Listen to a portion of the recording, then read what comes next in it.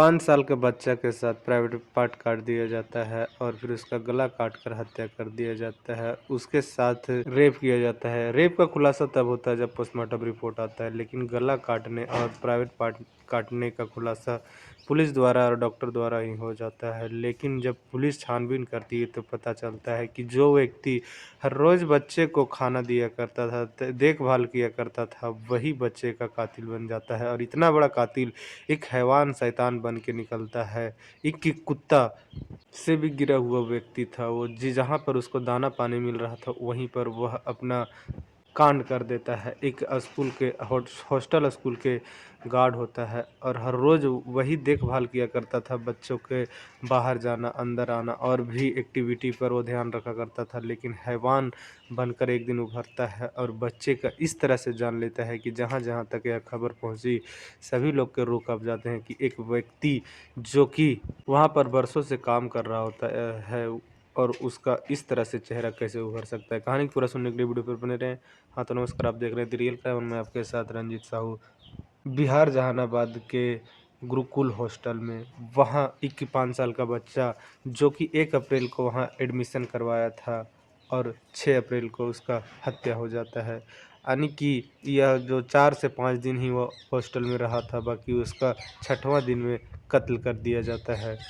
यह बच्चा का बड़ा भाई वहीं पढ़ा करता था, इसलिए गार्जियन को लगा कि एक भाई वहीं पढ़ रहा है तो दूसरा भाई को पढ़ने में हेल्प होगा और वह वहाँ आराम से रह सकता है। और उसके घर वालों वहीं पर गुरुकुल हॉस्टल में एडमिशन करवा देते हैं और 1 तारीख को एडमिशन करवाते हैं और वह बच्चा आराम से अपने भाई के साथ रहा करता और वहाँ पर उसको मन भी लगने लगा था। लेकिन 6 अप्रैल को अचानक ही इस बच्चे के पिताजी माताजी को फ़ोन किया जाता है कि आप जल्द से जल्द हॉस्पिटल आ जाएँ, इसलिए कि आपके बच्चे के साथ परेशानी हुआ है। उसके पिताजी माताजी तुरंत ही हॉस्टल पहुँचते हैं तो देखते हैं कि जो वहाँ के टीचर हैं वह उसके 5 साल के बच्चे को गोद में उठाए हुए हैं और गला कटा हुआ है और उससे ब्लड रिस रहा है और ब्लड को पोंछने का कोशिश कर रहे हैं वहाँ के जो टीचर थे।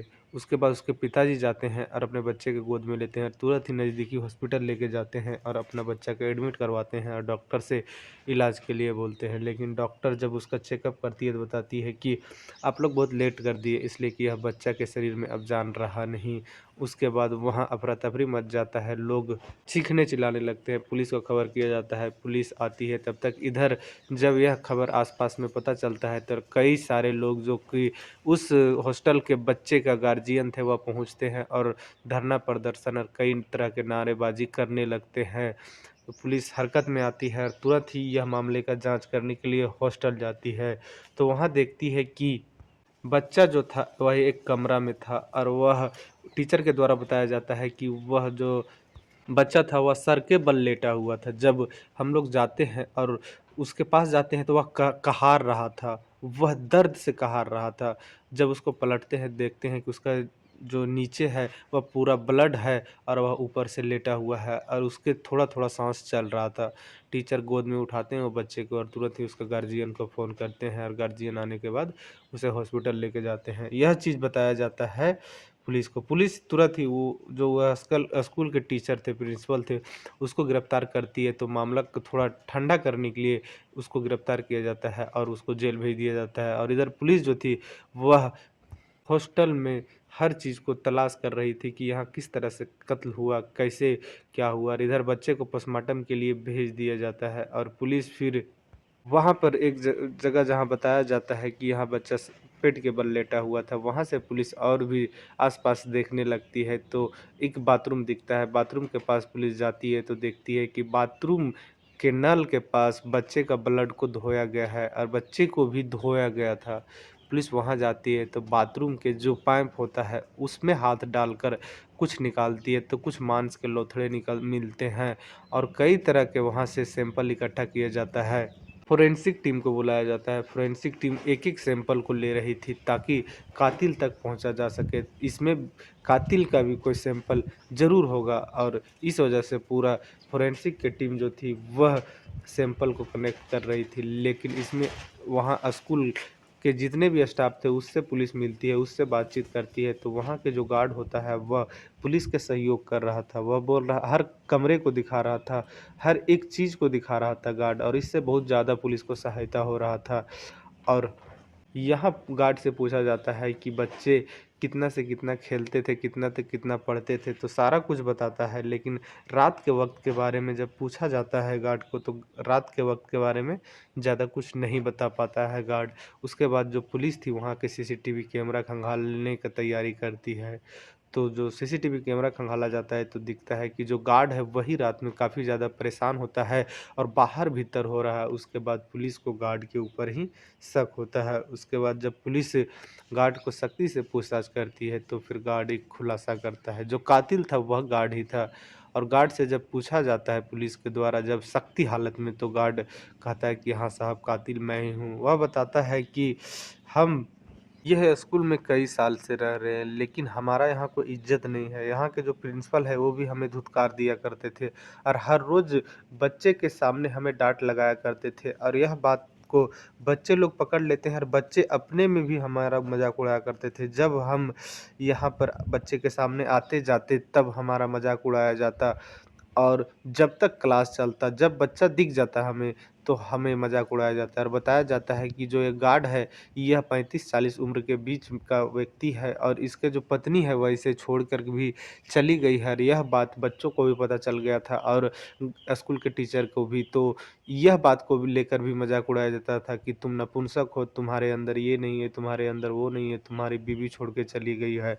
जिस वजह से यह गार्ड को, जिसका नाम मुकेश होता है, उसे काफ़ी ज़्यादा तकलीफ़ लगा करता था और वह मन ही मन अपने आप को कोसता था और कभी-कभी खौफनाक कदम भी उठाने की कोशिश करता था, लेकिन हर बार डर के पीछे हो जाता था कि इसका अंजाम बुरा होगा, हमें भी पुलिस पकड़ेंगे, हमें भी अगर कहीं पेरेंट्स यानी परिवार वालों के बीच आ जाएँगे तो हमें भी मौत के घाट उतार दिया जाएगा। लेकिन एक दिन, जो कि 6 अप्रैल का दिन था, सभी बच्चे जो थे वह टीवी देख रहे थे एक हॉल में, और उसी दिन वह देखता है कि एक छोटा बच्चा जो कि नया-नया एडमिशन हुआ है, 5 साल का बच्चा था और सबसे छोटा था, उसको जो गार्ड था मुकेश, वह बोलता है कि बच्चे चलो, अब मैं तुम्हें अपना रूम तक पहुँचा दूँ, तुम वहाँ सो जाना। और वह बच्चा को अपना गोद में उठाता है सभी के बीच में और लेके जाता है उसके कमरे तक, लेकिन उससे पहले एक दूसरे कमरे में उसके साथ दरिंदगी करता है, उसको नोचता है, खसोटता है, दाँती काटता है, और जब बच्चा चीखने लगता है, थोड़ा-थोड़ा आवाज़ चिल्लाने लगता है, तो उसका गला काट देता है। और फिर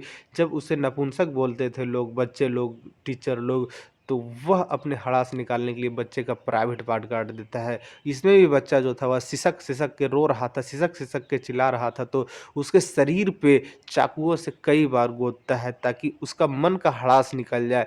उसको जब-जब बच्चे को वह गोद रहा था तब-तब उसे लगता था कि हम यह बदला ले रहे हैं टीचर के साथ, यह बदला ले रहे हैं और भी बच्चे के साथ। लेकिन उसे ये पता नहीं था कि यह मासूम बच्चे का कोई इसमें गलती नहीं है। ये तो अभी अच्छाई और बुराई के बारे में जानता नहीं है, इसको हम जान लेकर इसका कातिल क्यों बने। अब वो करता क्या है कि ब्लड जब रिसने लगता है बच्चे का शरीर से काफ़ी ज़्यादा, तो बाथरूम में लेके जाता है बच्चा को और नल खोलता है और वहाँ जो कटा हुआ गर्दन था वह उसे धोता है। लेकिन उसको इतना तक पता नहीं था कि गर्दन को उसी तरह से धोने से और ब्लड बहेगा, ना कि रुकेगा। और फिर वहाँ धोता है, वह नाकामयाब हो जाता है। फिर वहाँ से आता है वही जगह पर जहाँ पे कत्ल किया था और बच्चे को पेट के बल लेटा देता है, और उसे लगता है कि 1-2 घंटा में बच्चा मर जाएगा, और फिर अपना हाथ पैर धोता है और वहाँ से निकल जाता है। सुबह होता है जब टीचर लोग रोंड मारते हैं बच्चा को देखभाल के लिए, तो देखते हैं कि एक बच्चा पेट के बल लेटा हुआ है और वह थोड़ा-थोड़ा सिसक रहा है। टीचर जाती है, उसको उठाती है, तो देखती है कि उसका गला कटा हुआ है और उसका गला से ब्लड रिस रहा है। उठाने के बाद उसके गार्जियन को फ़ोन किया जाता है, गार्जियन आते हैं, फिर हॉस्पिटल ले जाया जाता है, वहाँ बच्चा मृत घोषित हो जाता है। यह बयान के आधार पे जो पुलिस थी वह मुकेश को अरेस्ट कर लेती है। जिस चीज़ से मुकेश बच्चे का कत्ल किया था, अब उसको बरामद करेगी पुलिस, और फिर जो पोस्टमार्टम रिपोर्ट आएगा और फोरेंसिक जांच किया जाएगा, उसके बाद यह मामला कोर्ट जाएगा और फिर कोर्ट के जो जज हैं वह यह चार्जशीट और कई तरह के कत्ल के हथियार से इसको मुकेश को क्या सज़ा सुनाती है। खैर, यह कोर्ट का फैसला रहेगा, लेकिन एक माँ-बाप का फैसला क्या होगा? जो माँ-बाप अपने बच्चे को इस उम्मीद से हॉस्टल भेजे थे कि हमारा बच्चा एक अच्छा शिक्षा पाएगा और एक दिन अच्छा व्यक्ति बनेगा, कुछ पढ़ लिख कर बन जाएगा। हम लोग को जिस तरह से गरीबी में जीवन यापन हुआ है, उस तरह से बच्चे का ना हो। लेकिन वो लोग तो बच्चे को अच्छे शिक्षा देने के लिए हॉस्टल भेज देते हैं, लेकिन हॉस्टल में एक हैवान रह रहा था और हैवान अपना हैवानियत इस तरह से दिखाता है। यह मुकेश का कहना था कि हम कई दिन से चाह रहे थे कि जो यहाँ के प्रिंसिपल हैं हम उससे बदला लें, इसलिए कि हमारा मज़ाक बनाना वही चालू किए थे, सबके सामने